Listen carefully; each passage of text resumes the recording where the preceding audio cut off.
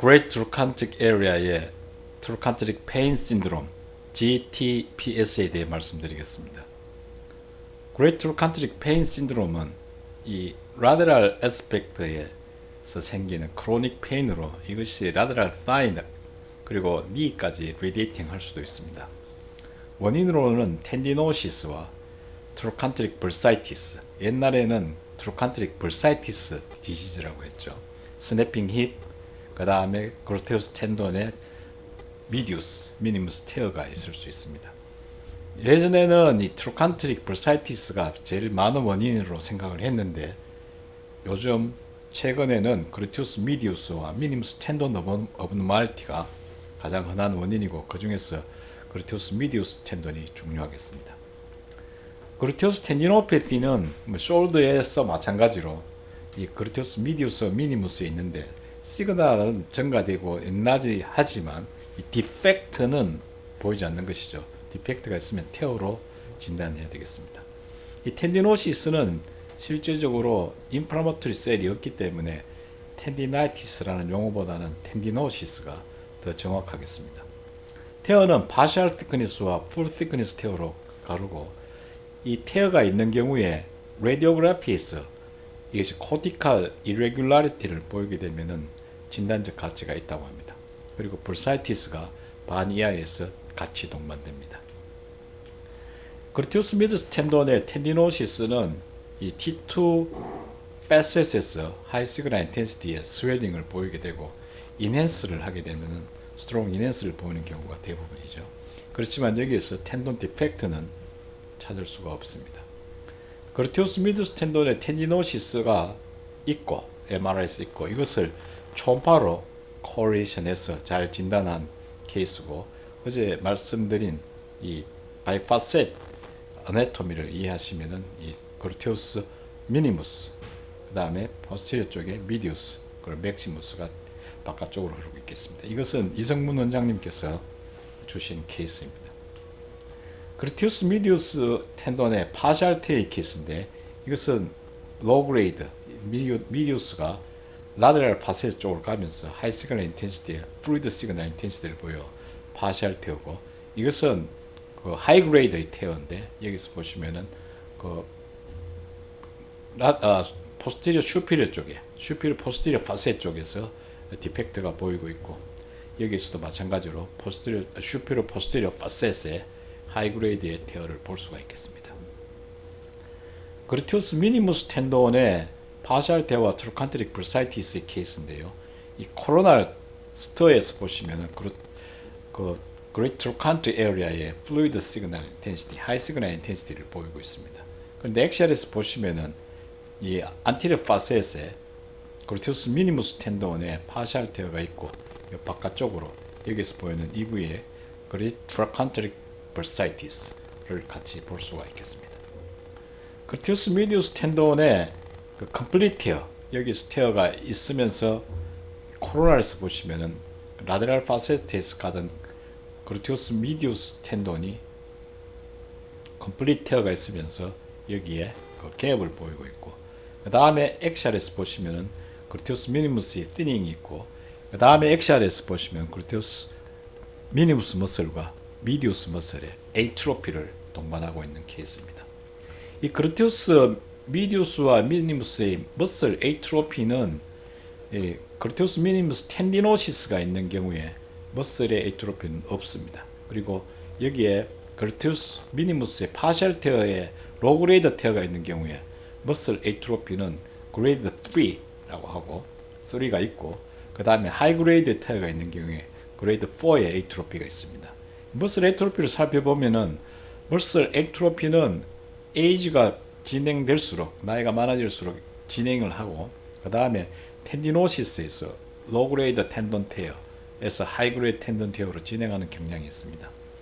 여기에서 머슬의 그레이딩은 숄더에서 쓰는 구타리어 선생의 클래시피케이션을 그대로 가져와 쓰기 때문에 그래도 제로에서 그래도 4까지 그레이딩 하시면 되겠습니다. 리널 트랜스플란트 페이션트에서 비교적 충격적인 보고인데요. 힙 페인이 있는 24명의 환자를 조사를 해보니까 13명에서 그루테어 텐돈 패달라지가 있고, 그 다음에 오스 네크로시스가 컴바인 된 게 16명이면은 24분의 16명이면 3분의 2, 66%가 이 텐돈 패달라지를 보이게 됩니다. 근데 이 오스 네크로시스도 8명, 3명, 11명 정도니까 거의 50% 미만 정도에서 이 리널 트랜스플란트 페이션트에서 힙페인이 있는 경우에 그 오스 네크로시스가 있다고 하는데, 이 빈도는 대단히 높은 빈도로 한 6%, 5% 정도, 많아도 10% 미만인데 여기에서는 거의 40 내지 50%를 보고하고 있어서 조금 그 통계적인 의의에 대해서는 의문을 가지게 되는 케이스가 되겠습니다. 트로칸트릭 벌사이티스는 미들 에이드 위민에서, 그리고 이것은 리피티드 리리테이션이나 인플라마토리 아트라이티스에서 볼 수가 있는 것이죠. 때로는 그루테알 텐디노패티에서 볼 수가 있고, 이 트로칸트릭 벌사이티스는 흔하지는 않고 심tom 있는 환자의 한 20% 정도고, 실질적으로 인플레이션이 있는 것이 아니고 페인도 잘 동반되지 않는 이런 하이 시그널 인텐시티의 플루이드 시그널 인텐시티를 보는 비교적 진단이 특징적인 소견을 보이게 되겠습니다. 트로칸트릭 벌사이티스는 그 트로칸트릭 벌사의 플루이드가 이 포시리어 쪽에서 그 어큐뮬레이션 되면서 그루테우스 맥시머스와 포시리어 파셋 사이에 있게 되는 것이죠. 여기에서 보시면은 그루테우스 맥시머스와 포시리어 파셋 사이에 벌사의 플루이드가 차게 되는데, 이것은 그루테우스 미디우스의 수피셜하게까지 익스텐션 할 수가 있고, 동시에 이 그루테우스 서브그루테우스 미디우스, 서브그루테우스 미니무스 텐돈에도 벌사를 같이 벌사이티스를 일으킬 수 있다고 합니다. 또 하나의 힙 페인 중에서 스냅핑 힙 신드롬이 있는데, 이것은 힙 모션에 따라서 스냅 소리가 나면서 페인 생기는 것이죠. 인트라아티큘라, 엑스트라아티큘라 나누고, 엑스트라아티큘라 중에는 엔테리어와 라테랄 쪽에 있는 일리오 티비알 트랙트 밴드나 그루테우스 맥시머스가 힙을 익스터널 로테이션, 플렉션 할 때 어브럽트 모션에서 요 일리알 티비알 트랙트 밴드나 그루테우스 맥시머스가 여기에서 스냅핑을 일으키는 것이죠. 그래서 MR에서는 이 부위가 되는데, 이 스냅핑 힙은 다이나믹하게 진단하는 게 중요하기 때문에 초음파로서 대단히 유용하게 진단할 수가 있겠습니다. 칼시픽 텐디나이티스도 그레이트로칸트릭 페인 신드롬의 원인 중에 하나인데요. 보통은 칼슘 하이드록시 에프텍 디포지션, 요새는 BCP, 베이직 칼슘 디포지션이라고 하기도 하는데, 이 셀프 리미팅 되는 거죠. 그렇지만 어큐트 스테이지는 대단히 페인이 심하기 때문에 어쨌든 통증 치료를 해야 되는 질환입니다.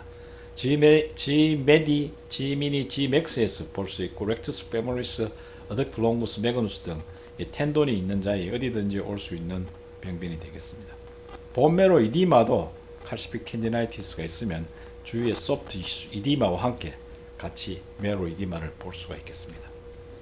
이 칼시픽 텐디나이티스가 그루테우스 미디우스, 즉 슈페로 포스티리어 파셋에서 생겨져 있고, 여기 보시면은 이 주위에 인플라마토리 체인지에 의한 이디마를 같이 볼 수가 있겠습니다.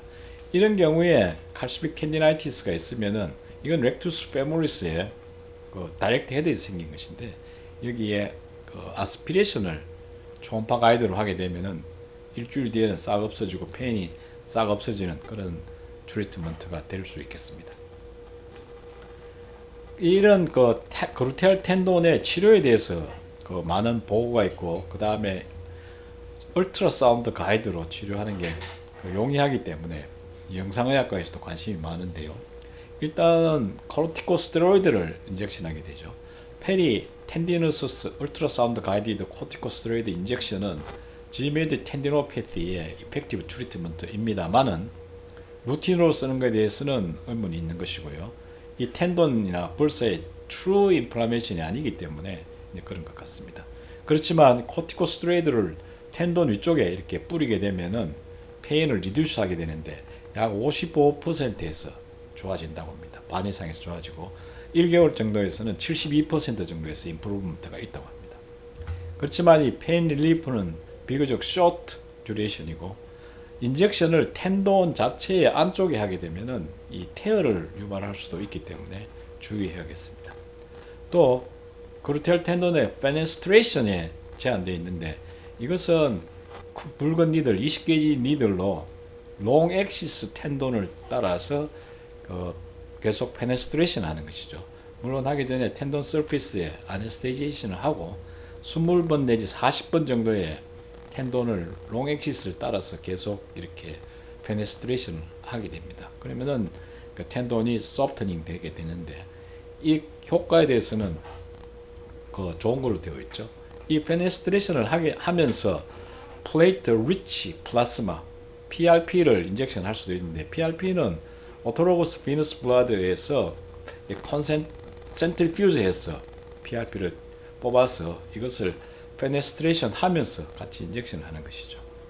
PRP의 결과에 대해서는 컨트로버셜하고 또 이게 페네스트레이션만으로도 좋아지는 건지 PRP가 같이 있어서 좋아지는 건지에 대해서는 논의가 있지만 PRP 효과에 대해서 최근에 많은 보고가 있고 좋은 것으로 보고되고 있습니다. 그래서 닥터 제이컵 선생님이 제안하는 것은 그레이트 트로칸틱 페인 신드롬이 있을 때 벌사이티스가 있으면은 아스피레이션하고 코르티코스테로이드를 인젝션하고 텐디노시스가 있는 경우에는 페네스트레이션이 주 치료 방법이고 테어가 있는 경우에는 PRP나 홀 블라드를 같이 인젝션하는 것을 권하고 있습니다. 다음에는 렉투스 페모리스에 대해서 알아보도록 하겠습니다.